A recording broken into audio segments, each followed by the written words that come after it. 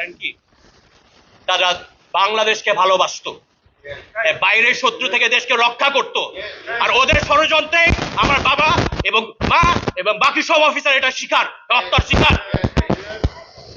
দোষ ছিল একটাই, সৎ ছিল। আমি একা একা বড় হয়েছি, 15 বছরে আমার যে পরিমাণ নির্যাতনের সম্মুখীন করতে হয়েছে আপনারা এটা জানেন না।